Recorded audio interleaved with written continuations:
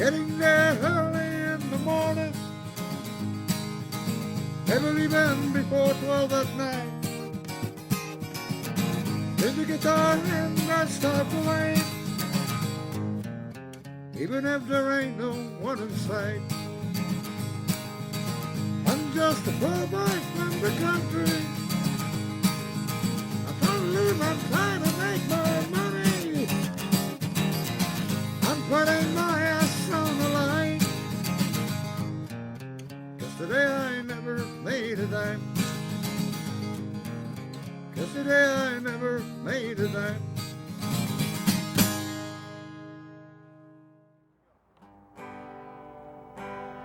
Good morning, Vancouver. This is what I do for a living. 61 years old and still kicking, just like that bunny rabbit, forever ready.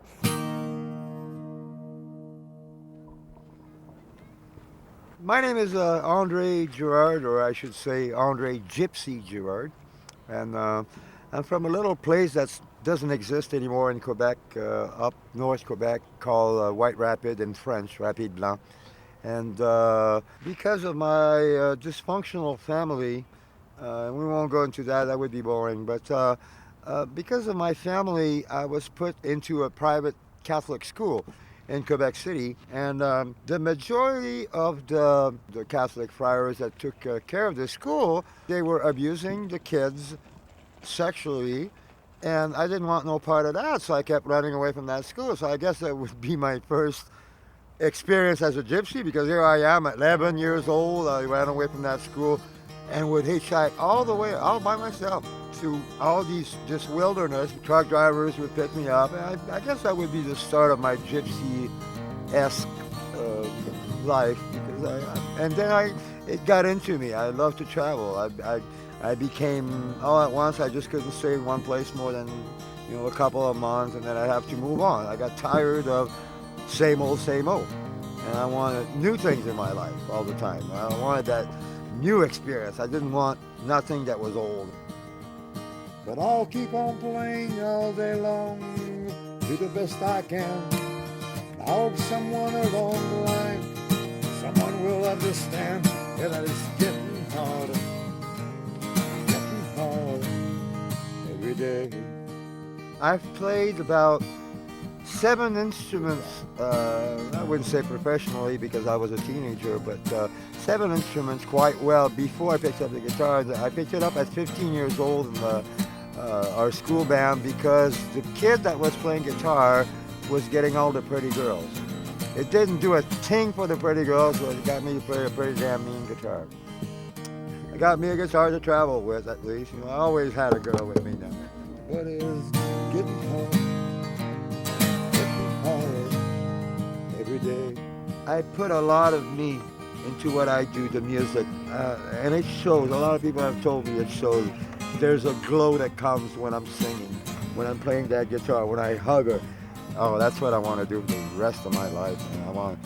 I want that passion to shine through me so that people can feed on it, I love people to enjoy themselves listening to a good song.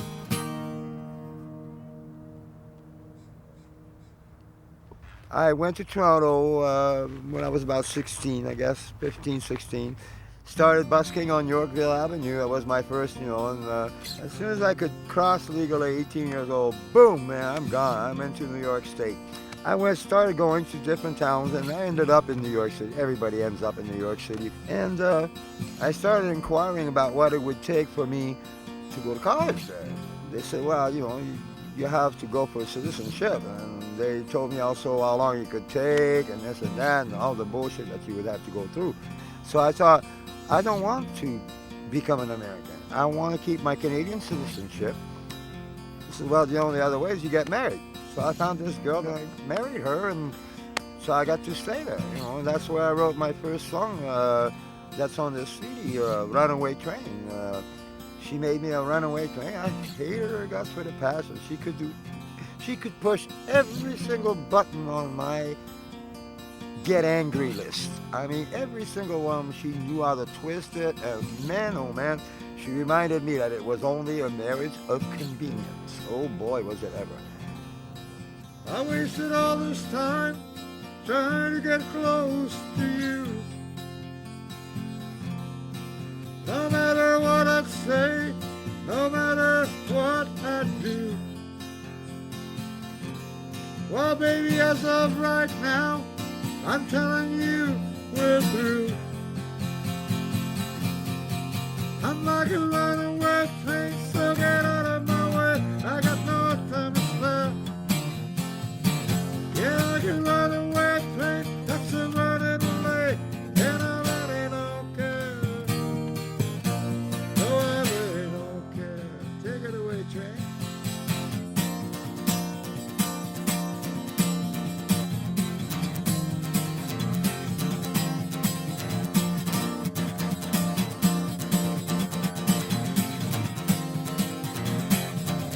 Yeah, I can run away, train, that's a running late, and I really don't care.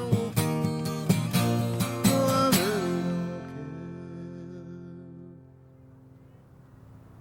care. After New York, I moved to California and slowly drifted through Arizona, New Mexico, and Colorado. And there are a lot of musical towns. That's a nice thing about the U.S.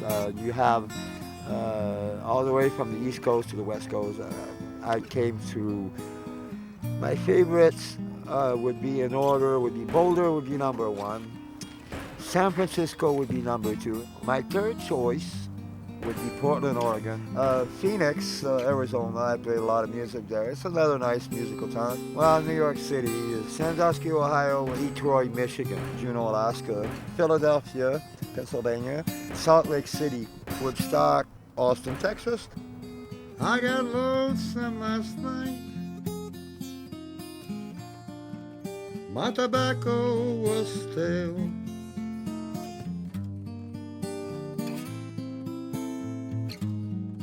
So I sat down to write a song about this fucking jail.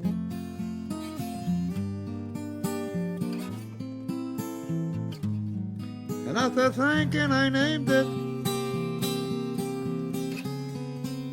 Detention Federal.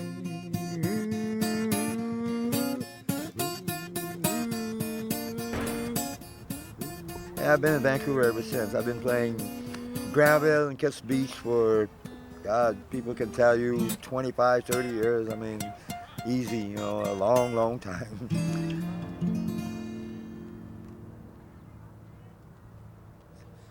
I get up in the morning, usually broke, but there's a lot of homeless people out there that are not as lucky as I am to have a talent, a gift that they can make money with. But I get up and I go straight to the spot where I sit to play music. I start playing my songs, and my first set, as soon as I make enough to make breakfast, you know, coffee and regular coffee, no latte and scone for this boy. Now I'm down to like half hour to 3/4 of an hour set, and then go take a break. My big addiction is crossword puzzle. I buy both newspapers every day just for the puzzle. People say, why don't you buy a crossword puzzle book? You know, well, it wouldn't be take all the fun of buying the newspapers and going, you know, I might read the sports page, but that's about it. And the rest of the news don't interest me one bit, but that's about it. Playing music. As I stand here alone, with nothing on my mind, wishing that I was home, with this city left behind. I've been waiting for so long to sit down and write this song, to let loose of all my feelings, through my words, through my music. I want to bring a smile. That makes my day. If I can get one smile of a little girl who is not afraid because I have a beard, doesn't think of me as an ogre or a mean homeless person, one that screams at mailboxes or whatever. You know, I just that's what keeping me going. Kick him down, he's back up, man. You just can't put this guy down for long.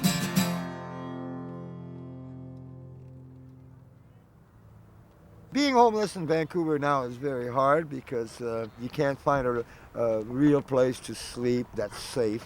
And it says the old pad, as we said in the 60s. This is my pad. And yes, I'm an old hippie. And it wasn't too comfortable because I don't have my regular gear, but it did the trick. Somebody dropped me off a tarp, an older lady yesterday, because she saw my sign about everything stolen. Uh, and the tarp helped because I could cover at least, it keeps the cold wind out, but it still was a little chilly. But this is the spot where I rested my old bones. And, I mean, I'm not fully rested, but this morning at 6:30 in the morning, somebody came and tried to sit close to smoke their crack, and I told them, hey, can't you pick a spot a little bit away from me? Can't you see I'm trying to sleep, They mumbled away, but oh well, shit happens, they say. It certainly happens around the downtown east side. And I know that every major big cities I've been in, they like to contain the drug trade to one section of town. But even in New York City, I have not seen anything like the drug use in Vancouver. I mean, it's completely unbelievable to me. I've been in some of the worst city and worst ghettos. I spent a whole year on the streets in St. Louis, Missouri, and I used to be in the middle of crack town and all these places, and it wasn't as bad as what I see here. It was never people shooting dope in front of crowds in the daytime at water fountains. I mean, such a drastic change, and I've always wondered, how did they let it get that way? I mean, they had to let it get that way. I mean, we're losing our respect for the rest of the population. It's becoming a very cold society, and the issues that we need to deal with, we don't deal with them at all. I mean, lots of big talk. I'm writing a song about this, folks. It's written. I just have to record it. I'll do that pretty soon. It's called Ode to the Homeless.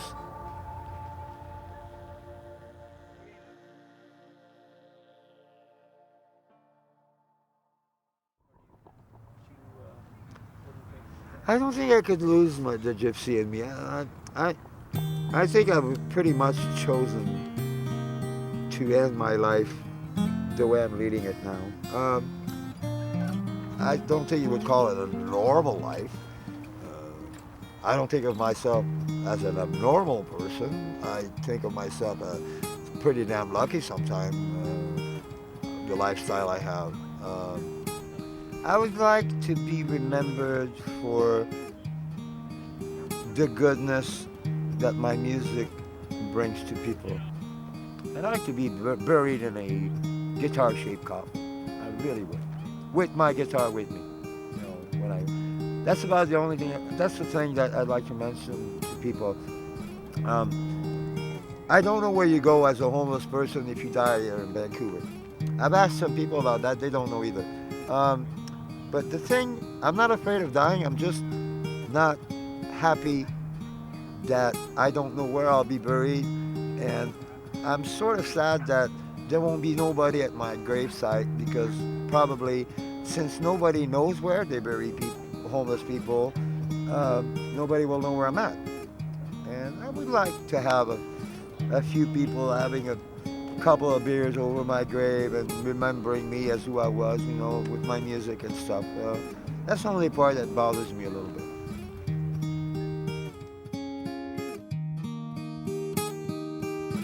Still I wish the best to come to you. I hope all of your dreams come true. I'll wipe the tears and move on then. Another life, another time. but it's not the end.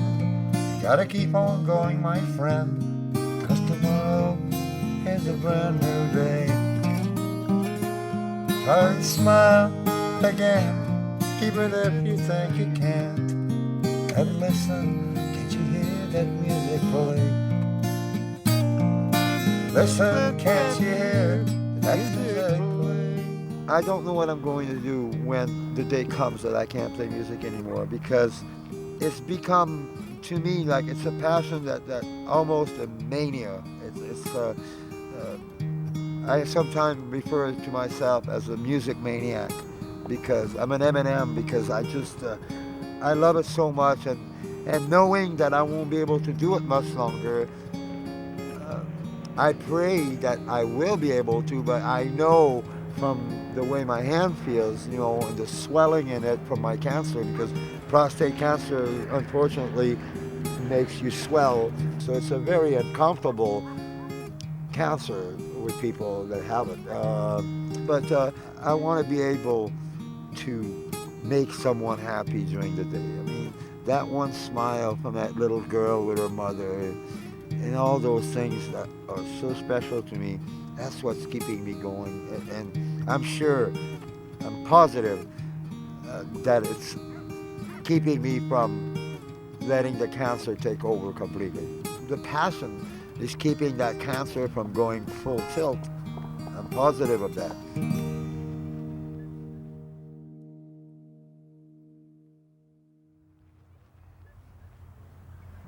I was without a guitar a few times in the last 10 years here in Vancouver, where it was broken, stolen, whatever, because of being homeless or being on the streets. Um, and I started to go a really dead, stagnant soul. I could not bring myself to smile anymore. As a matter of fact, I was so pathetic to myself because uh, I couldn't be happy. So music is definitely the happiest thing going on in my life. It's also, I feed on it. My passion is so deep now that I want to play as much as I can for as long as I can until the day that I can't, and then I don't want to even think about the day that I can't play music anymore, because I'm going to try to make that day as far away as I can. God willing that I live long. I think I still got a little bit of music in me. I'm gonna, like I said, I'm gonna play till the day I die. I said it in my song, and I mean it to the bottom of my heart. I don't want to ever quit. Those nights I slept on the ground, listening for each little sound as people walk by. The things you see on those streets would bring you down to your knees. Some might even make you cry. But then would come along another beautiful song, and it gave me that special feeling on, and it came on so strong. So if I fell to my knees, I'd get up again, 'cause music was my friend. If you have the chance to feel what it does to your heart and soul when you're making someone happy, when you're putting an emotion in a person's heart that may have been crying, I tell you, man, there's not a feeling like it. It's a good feeling. It's a super, super good feeling. And I'll miss it when it goes, but I'm going to keep it going until it does. Do my best.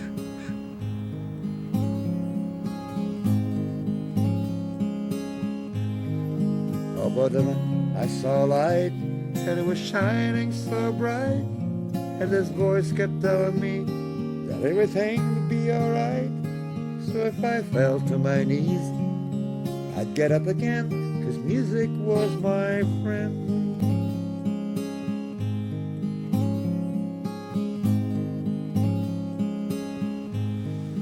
What's a highlight of your life? What would be a highlight? Sitting next to Stephen Stills at Woodstock under a canopy because it was sort of raining, drizzling, playing Helplessly Hoping with him. Me and him connected to a point where it was deeper than deep. It was so special. I mean, like, there were no words exchanged, nothing but the song. And just, you could tell he knew I knew his song. And I could tell that he was appreciating the moment. It was so, Nice. I know it doesn't mean like much of a highlight, but it was special. What would it be a message like that you would leave for people?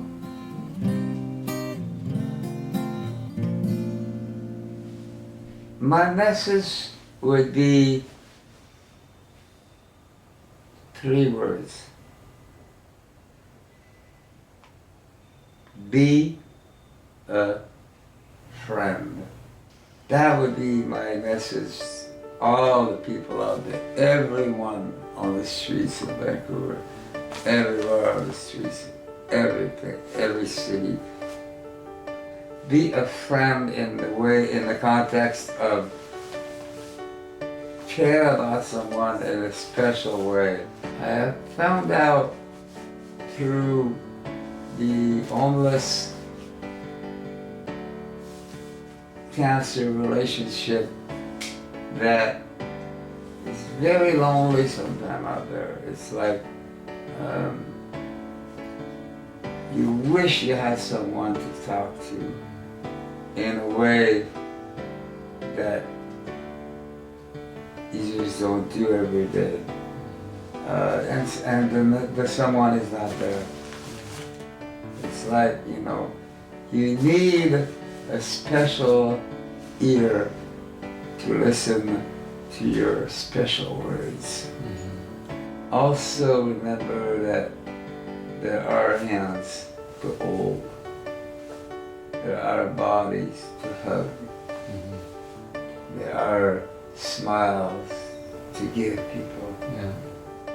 There are emotions that cannot be expressed through a machine. Let's have more of that. That's what we need. We need that emotion spread rather than those buttons pushed. Be a friend.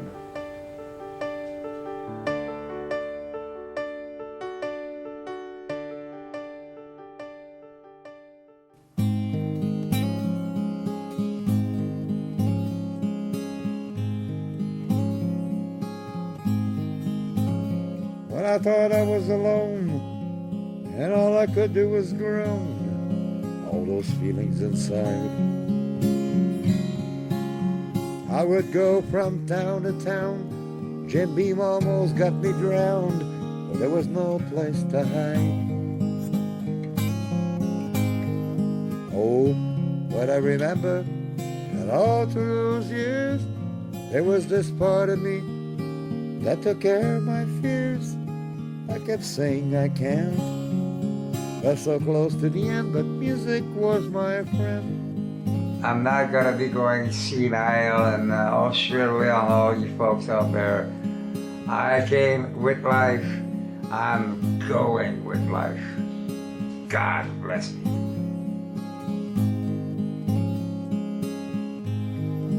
Oh, but then I saw a light, and it was shining so bright, and this voice kept telling me that everything would be alright. So if I fell to my knees, I'd get up again, 'cause music was my friend. And I am guaranteed that no matter when, music is my friend.